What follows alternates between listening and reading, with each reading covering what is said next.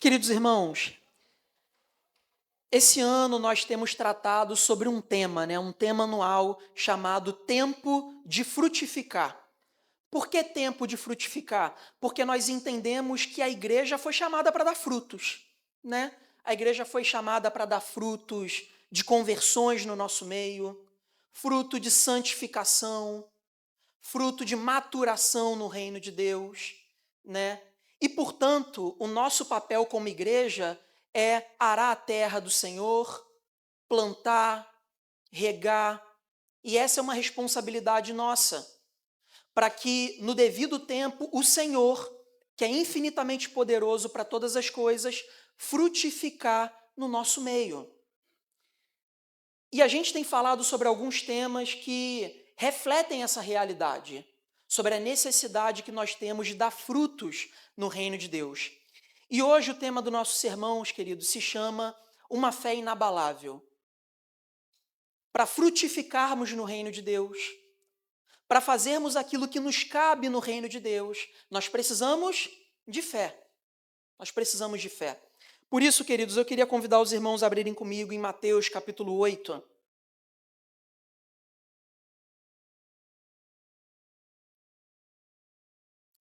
Mateus capítulo 8, leitura a partir do verso 5.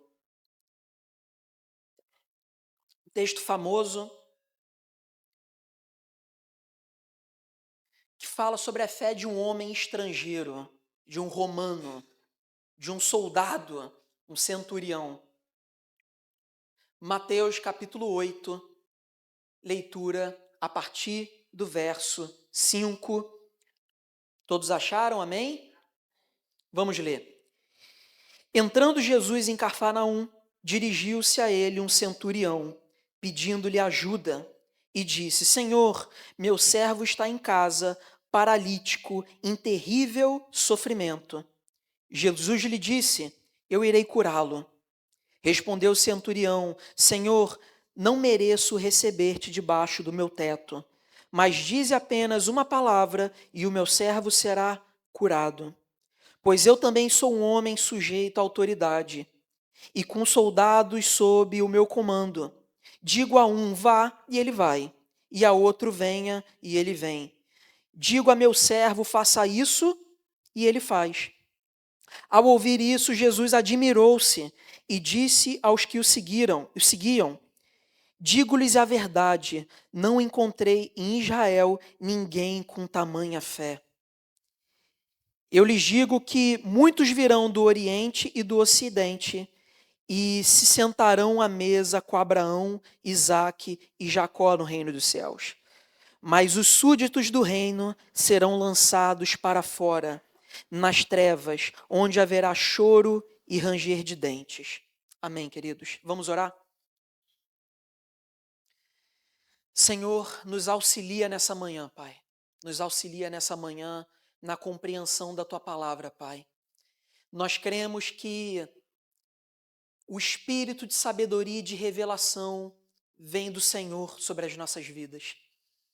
É o Senhor que nos ilumina, é o Senhor que abre os nossos olhos, é o Senhor que comunica a Tua verdade através do Santo Espírito que habita em nossas vidas, Pai.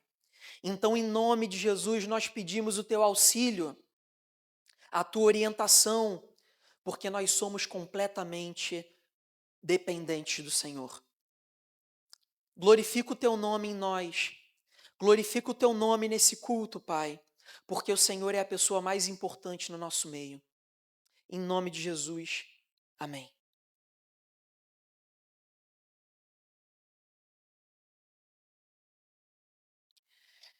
Queridos irmãos, no contexto em que esse texto foi escrito, o Império Romano subjugava o povo judeu, né? Havia uma relação muito conflituosa entre judeus e romanos.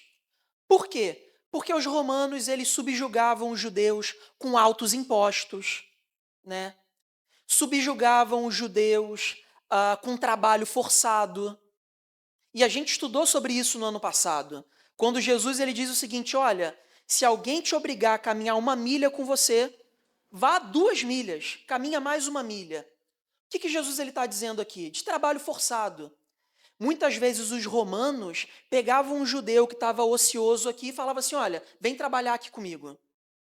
E ele poderia estar fazendo alguma coisa importante para a família dele, poderia estar trabalhando, poderia estar fazendo qualquer coisa.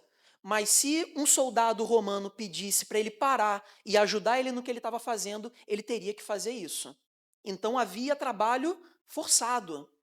O povo judeu também havia perdido a sua independência como nação, a sua liberdade de culto. E isso machucava muito a identidade do povo de Israel. Era um povo subjugado. Era um povo que era vassalo do Império Romano. E aqui, queridos, no texto que nós acabamos de ler, nós percebemos um soldado romano, um centurião, um homem com autoridade militar, se achegando diante de Jesus e pedindo a sua ajuda. E é no mínimo interessante nós percebemos essa realidade no contexto em que nós acabamos de ver. Num contexto onde o povo judeu era oprimido pelo Império Romano. Mas a gente vê um centurião, um homem de autoridade, pedindo ajuda de Jesus. E alguns comentaristas bíblicos, comentando sobre esse texto, eles ficam imaginando o clamor popular quando isso aconteceu. Por quê? O povo judeu é oprimido, é subjugado, vive como vassalo. Aí tem uma autoridade romana pedindo a ajuda de Jesus. Qual deveria ser o clamor popular naquele momento? Jesus não vai ajudar, né? Jesus não vai ajudar. Jesus ele vai vingar a gente. Vai dar as costas para esse ímpio, para esse pagão, para essa autoridade romana que nos subjuga. Mas talvez eles tenham se frustrado nesse momento. Porque Jesus ele se oferece não só para curar o servo desse centurião, que se encontrava paralítico e em grande sofrimento, mas também se oferece para ir até os seus aposentos. E isso, naquele contexto, queridos, era muito complicado. Porque um judeu ir na casa de um estrangeiro, de alguém que não professava a fé no Deus de Israel, era algo terrível. Era sinônimo de impureza espiritual você sentar à mesa com alguém que era estrangeiro, que não professava a fé no Deus de Israel. Mas mesmo assim, Jesus se coloca nessa condição.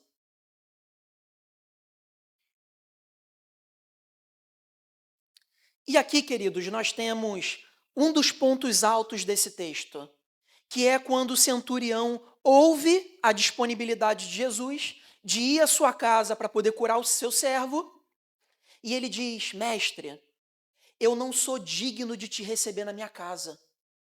Eu não sou digno de te receber na minha casa. E é surpreendente ouvir isso de um romano, queridos. É surpreendente.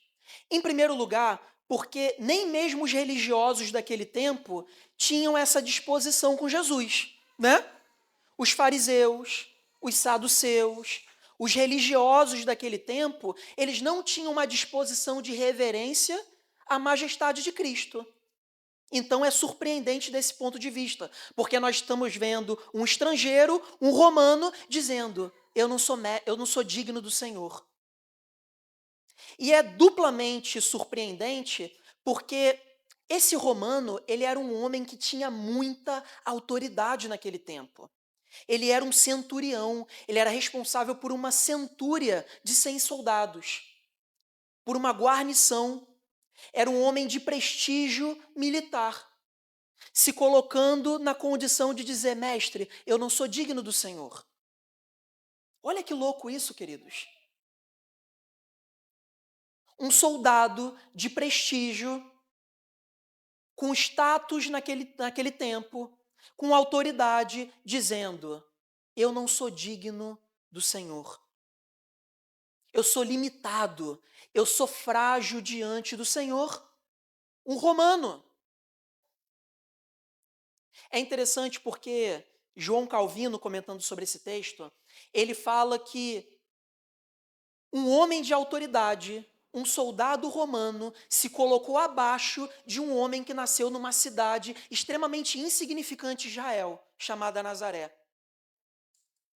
Um homem de autoridade, naquele tempo, se colocou abaixo de um homem que pertencia a uma nação que era vassala do Império Romano.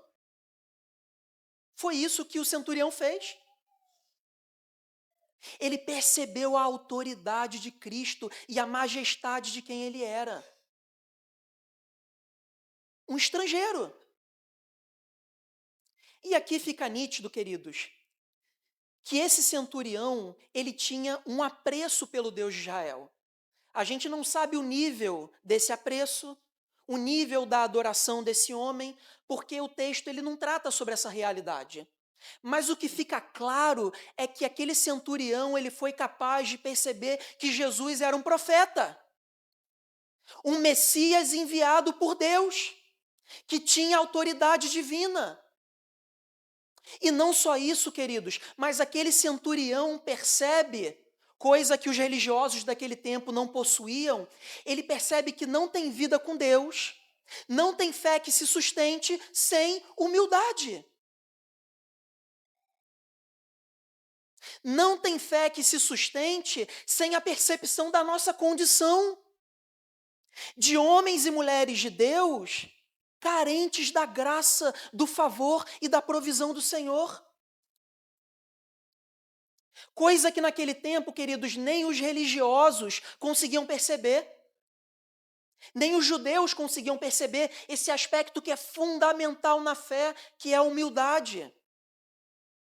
O que Jesus dizia para os religiosos daquele tempo? Olha, os publicanos e as prostitutas, que não têm problema em reconhecer a sua condição, estão entrando no reino de Deus primeiro do que vocês, que são o povo escolhido de Deus, que receberam do Senhor a lei e os oráculos do Senhor.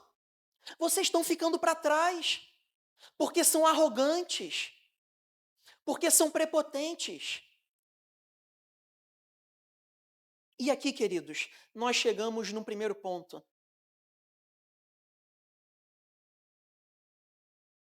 Uma fé inabalável, queridos, necessariamente precisa ser humilde.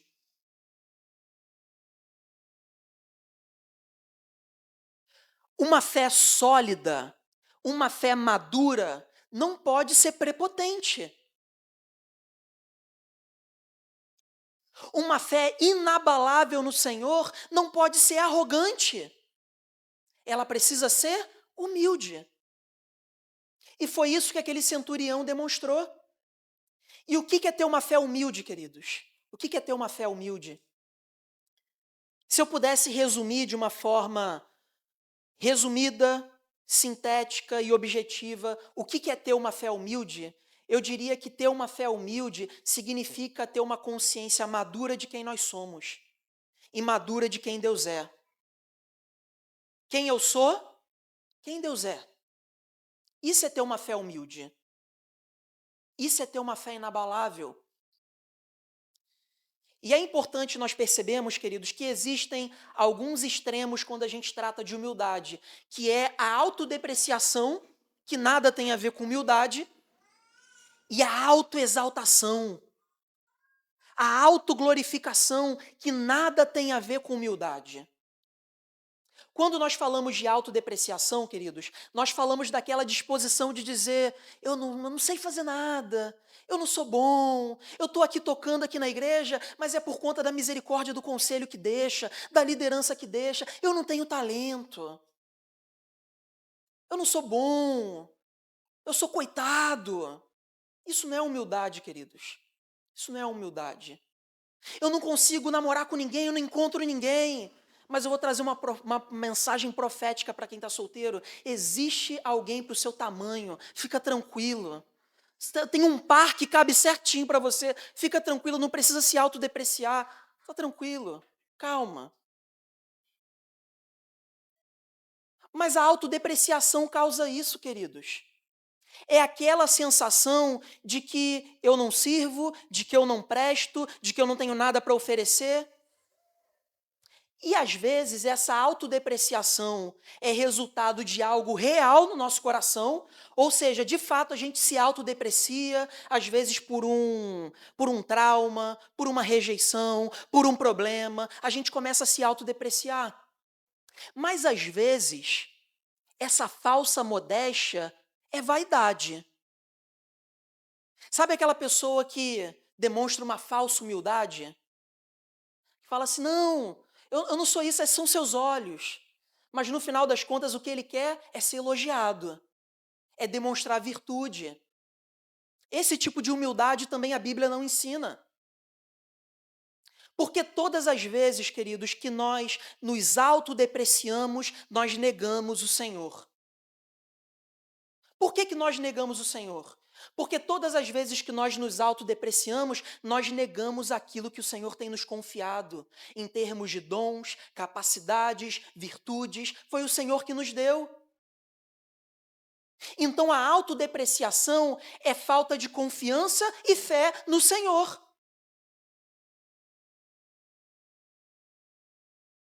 A autodepreciação é a negação daquilo que o Senhor tem nos dado de graça para vivermos, em termos de dons, capacidades, virtudes.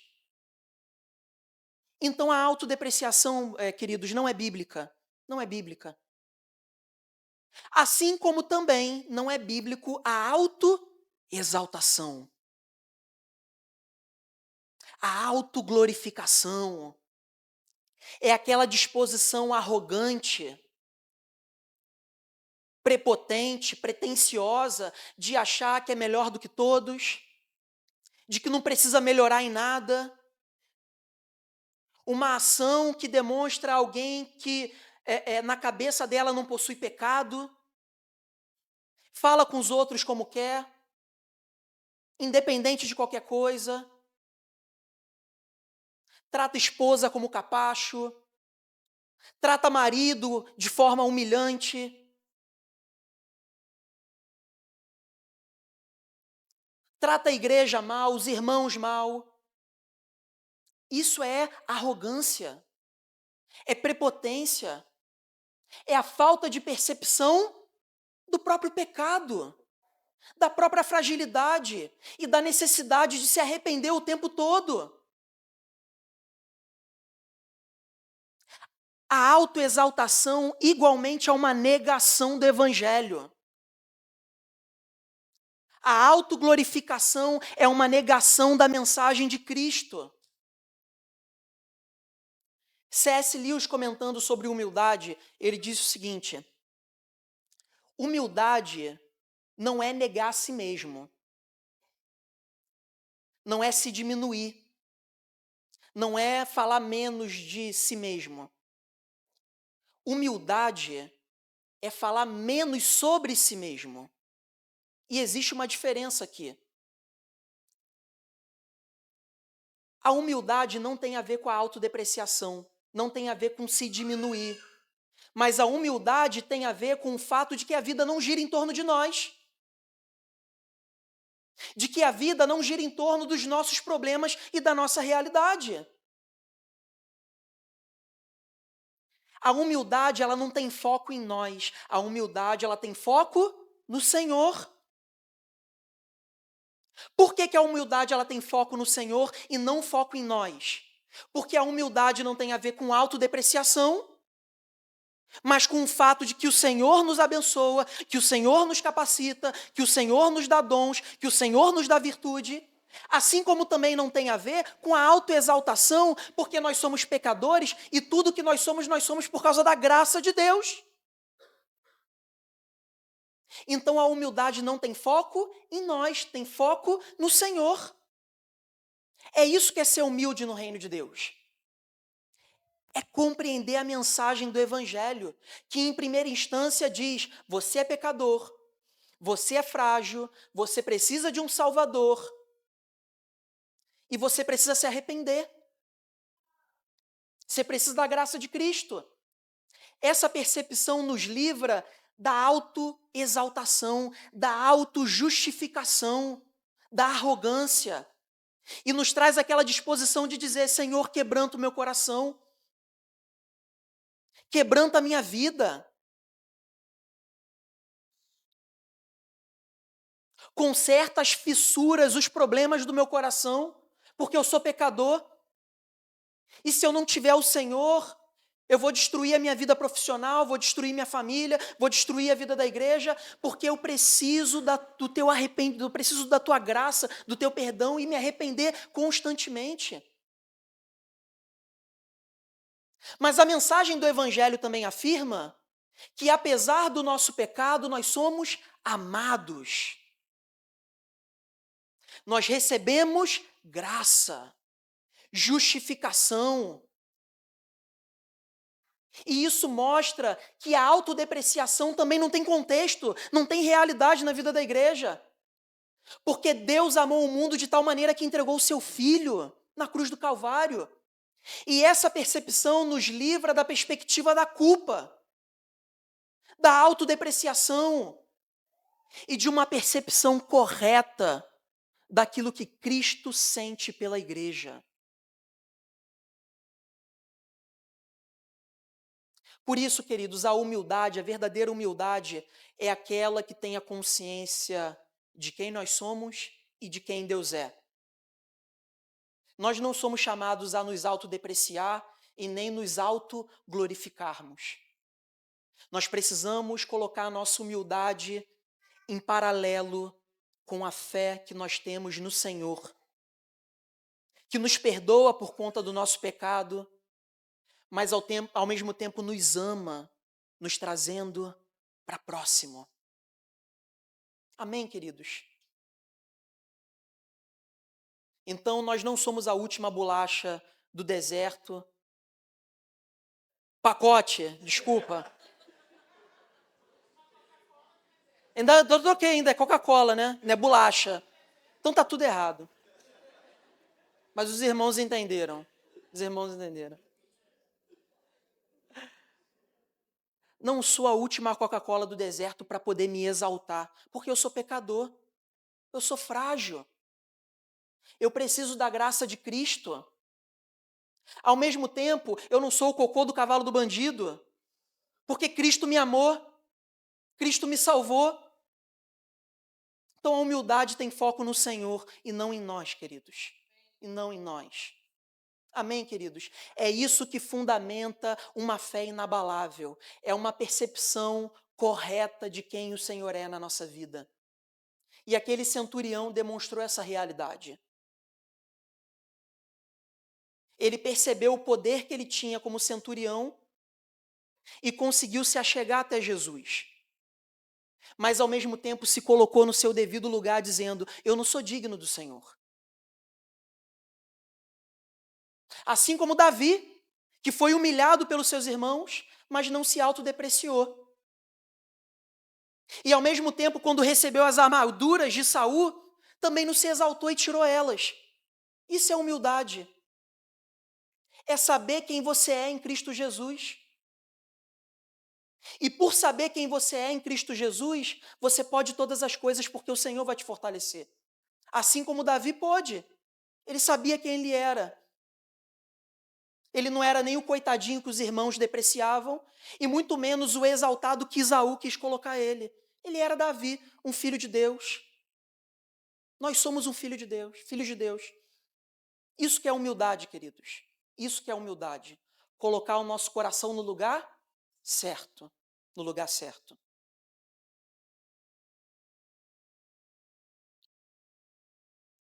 Por isso, queridos, uma fé inabalável, ela começa com humildade. Com humildade. Obrigado, meu amor. Sempre me salvando, me salva das frases, do suor, de tudo. E o texto ele chega no segundo ponto alto, o segundo e último ponto alto desse texto. Depois que o centurião ele diz: olha, eu não sou digno de te receber na minha casa. Eu sou pecador, eu sou frágil diante do Senhor. Ele diz o seguinte: olha, fala, dá ordem para que o meu servo seja curado e ele será curado.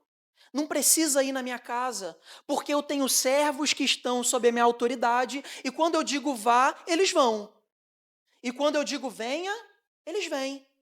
E quando eu digo faça, eles fazem.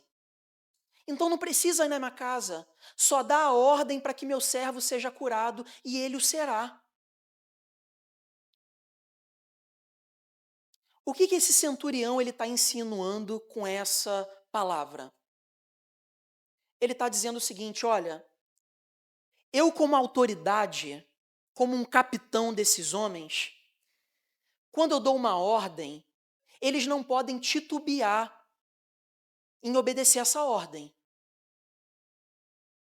Eles não podem pensar duas vezes, eles precisam cumprir. E esse centurião ele está comparando Jesus ao supremo capitão, que quando lança a tua palavra, quando dá a sua ordem, ela não pode ser frustrada. Queridos, a palavra do Senhor não pode se frustrar. Ela não pode titubear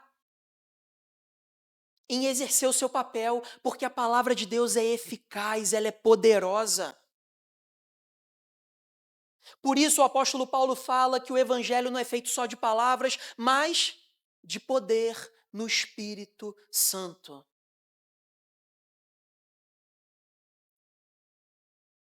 Nós precisamos crer, queridos, que a palavra de Deus, ela precisa se cumprir na nossa vida. As promessas de Deus precisam ser reais na nossa vida, porque são palavras do próprio Deus vivo, poderoso sobre nós. E é essa percepção que o centurião tem. Ele sabe que as palavras de Cristo são as palavras que brotam da própria boca de Deus. Então ela precisava se cumprir. Se Deus falou, se Cristo deu a ordem, então o seu servo seria curado. Nós precisamos ter fé na palavra do Senhor, queridos. Sabe por quê? Porque essa palavra aqui, ela não é um conjunto de palavras bonitinhas, de versículos bonitinhos, que servem para preencher uma religião vazia. Essa aqui é a própria palavra de Deus. Ela é poderosa, ela precisa ser eficaz na nossa vida, ela precisa nos transformar. Porque se a gente não crê nisso, queridos, a gente vai ficar só em passatempo religioso. Essa palavra é poderosa. Essa palavra é poderosa, queridos. Ela precisa transformar o nosso ser. Ela precisa transformar o nosso coração de pedra em coração de carne. Mas a grande realidade é que a igreja contemporânea, ela tem sido rica de ritos e de uma religião formal e pobre de fé.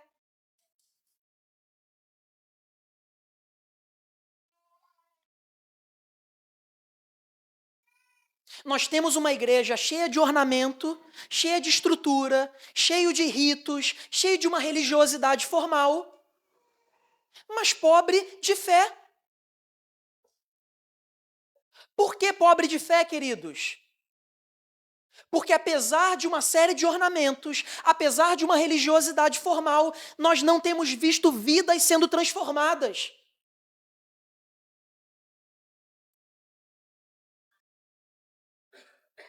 Nós não podemos ser pobres de fé e ricos de religiosidade.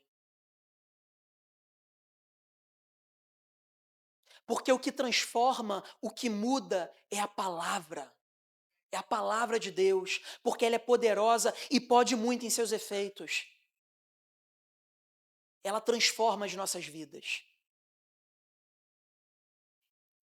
Ela muda o nosso ser. A palavra que eu creio, queridos, é a palavra que transforma pessoas depravadas. A palavra que eu creio é a palavra que transforma criminoso, viciado, mau caráteres. É essa palavra que nós cremos, queridos. O que a gente está fazendo com a nossa fé, queridos? O que a gente está fazendo? E sabe qual o problema? Quando nós deixamos de empregar a nossa fé no poder que essa palavra tem, Nós passamos a deixar o nosso coração ser regido pelo poder de outras realidades. Se a palavra ela não tem poder para transformar a nossa vida, nos guiar e mudar a vida da igreja, então a igreja ela vai ser mudada por outros poderes, pelo poder do pecado, pelo poder de vãs filosofias, pelo poder de falsas doutrinas, pelo poder das nossas próprias conveniências pecaminosas, pela nossa carne. E a pergunta que eu queria fazer para os irmãos é a seguinte: nós queremos ser regidos pelo poder da palavra ou pelo poder do pecado? Pelo poder da palavra ou pelo poder das nossas próprias conveniências pessoais? Nós queremos ser regidos pelo poder da palavra ou pelo poder das vãs filosofias desse mundo?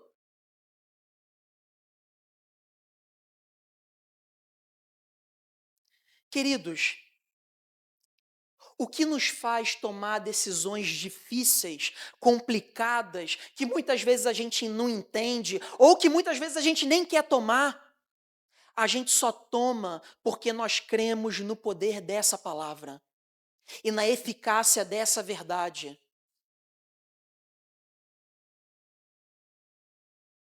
Mas se nós temos permitido reger o nosso coração por outros poderes ou por outras realidades, nós deixamos de crer na Bíblia. Aquele centurião compreendeu isso.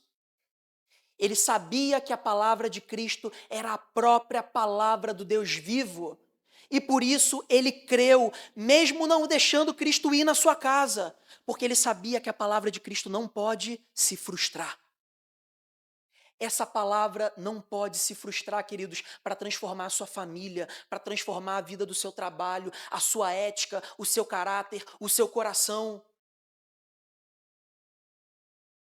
Mas nós precisamos crer que essa palavra é a própria palavra do Deus vivo, que transforma, que é poderosa. Amém, queridos?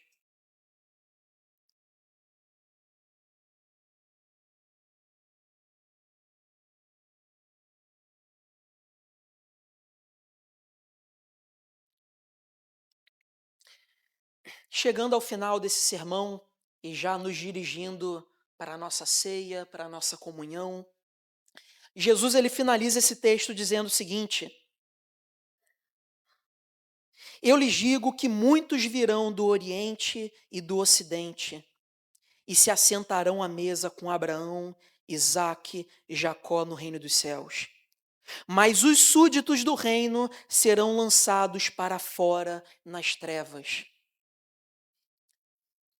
O que Jesus está dizendo aqui, queridos?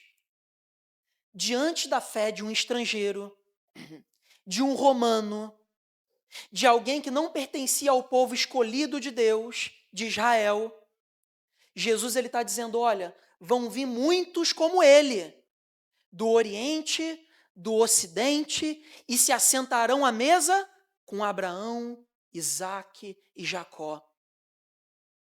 Mas aqueles que pertencem ao reino serão lançados fora.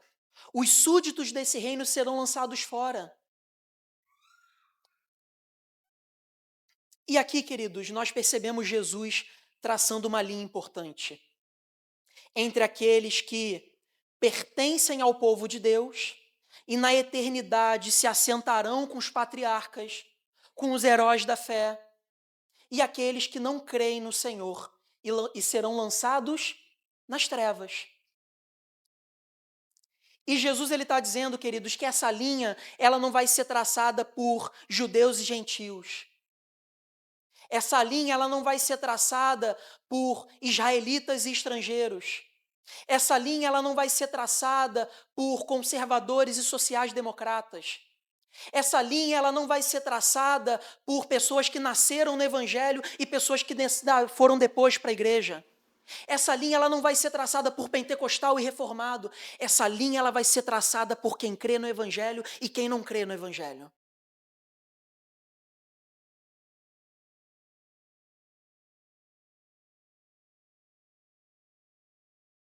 Quem crê no Evangelho se assentará à mesa com Abraão, Isaque e Jacó.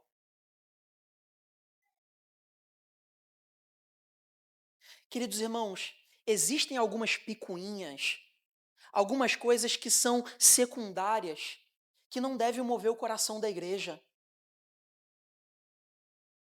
O que deve mover o coração da igreja é o Evangelho, porque é a fé no Evangelho que nos certifica diante do Senhor para sentarmos à mesa de Deus, para sentarmos na mesa do Evangelho, do nosso Senhor Jesus Cristo, por causa do Evangelho. A linha que divide aqueles que pertencem ao povo de Deus e aqueles que não pertencem ao povo de Deus é a fé. É a fé. Nós precisamos aprender a obedecer, a amadurecer, a viver a nossa vida, não pela força do nosso braço, mas pela fé que nós temos na palavra de Deus. Nós estamos tirando a utilidade que a palavra de Deus tem de nos transformar e de nos fazer uma nova criatura, porque nós temos deixado de confiar nela. Nós precisamos crer na palavra, porque a palavra do Senhor não se frustra. A palavra do Senhor não se frustra.